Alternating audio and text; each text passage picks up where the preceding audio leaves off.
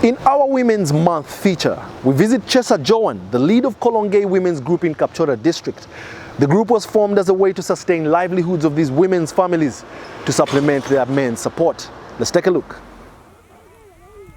The Kolongei women's group in Kapchorwa village is preparing a nursery bed to plant onion seeds for the first vegetable season of the year. And Chesa Joan is their leader. I'm a professional teacher.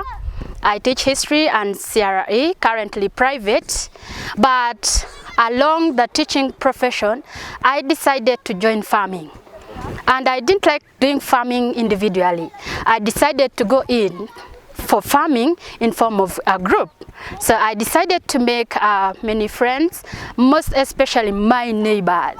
After studying the kind of community I'm living in, I decided to engage the women in this area to at least make them more productive than depending on their husbands or men for survival.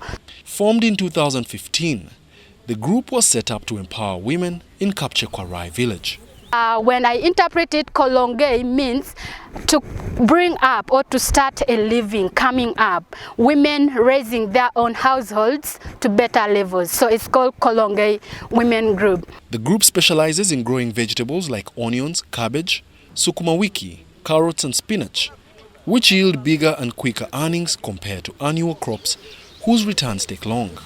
But like any other farmer group in a rural setting, they too face some challenges. You know, groups, when you're training now groups, they talk about lacking like commitment. Most other people are working when it comes to harvest. Others also want to be there in the harvest day. They want to also share the money.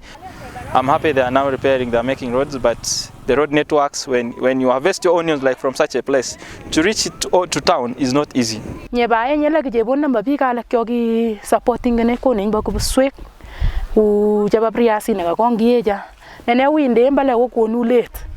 We used to face mobilization challenges. Little funds was another.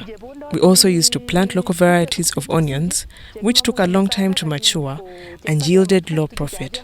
But we now plant hybrids and have seen the value they add. To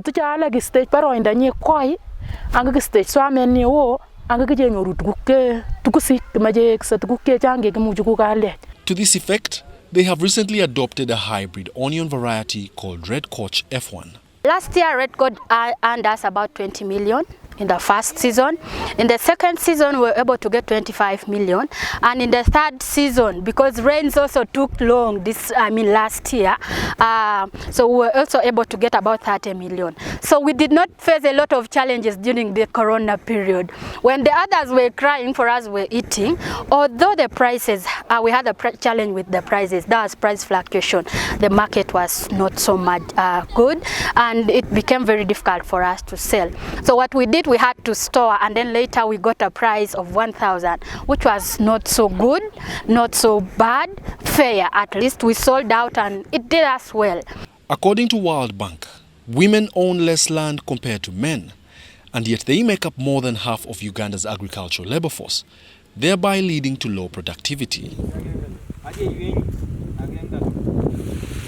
Wadulo Mark Arnold for UBC News in Kapchorwa District.